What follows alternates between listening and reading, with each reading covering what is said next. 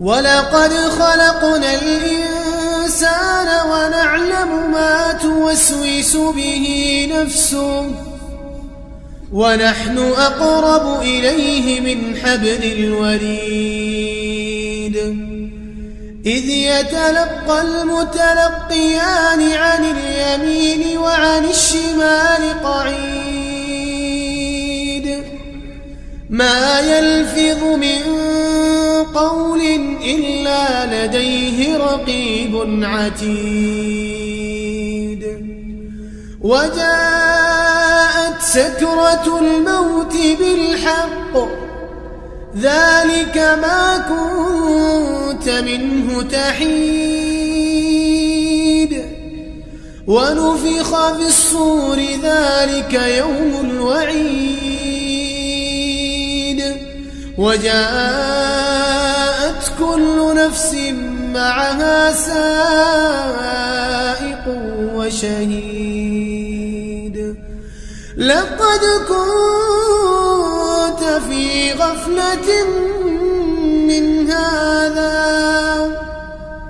فكشفنا عنك غطاءك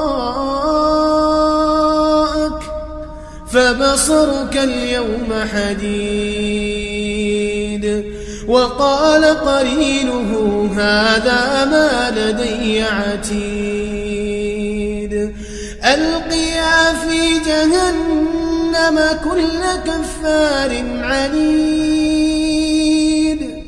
مناع للخير معتد مريب الذي جعل مع الله إلها آخر فألقياه في العذاب الشديد قال قرينه ربنا ما أطغيته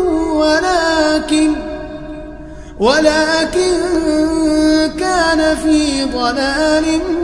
بعيد قال لا تختصموا لدي وقد قدمت إليكم بالوعيد ما يبدل القول لدي وما أنا بظلام للعبيد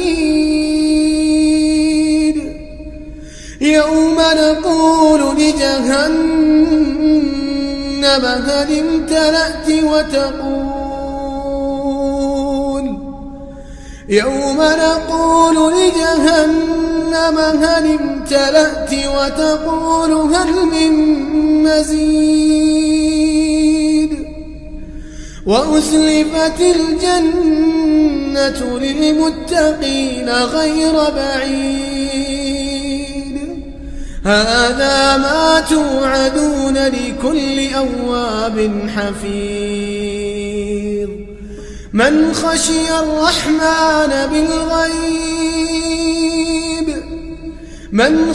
الرحمن بالغيب وجاء بقلب منيب ادخلوها بسلام ذلك يوم الخلود لهم ما يشاءون فيها ولدينا مزيد وكم أهلكنا قبلهم من قرن هم أشد منهم بطشا فنقبوا في البلاد هل من محيص إن في ذلك لذكرى لمن كان له قلب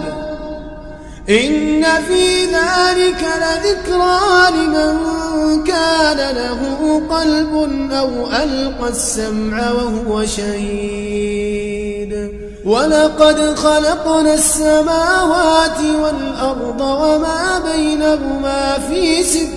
أيام وما مسنا من لغوب فاصبر على ما يقولون وسبح بحمد ربك قبل طلوع الشمس وقبل الغروب ومن الليل فسبحه وأدبار السجود واستمع يوم ينادي المناد من مكان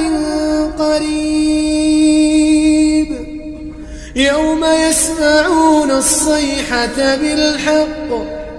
ذلك يوم الخروج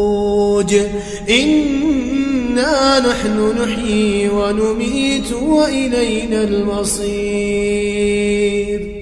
يوم تشقق الأرض عنهم سراعا ذلك حشر علينا يسير نحن أعلم بما يقولون وما أنت عليهم بجبار فذكر بالقرآن من يخاف وعيد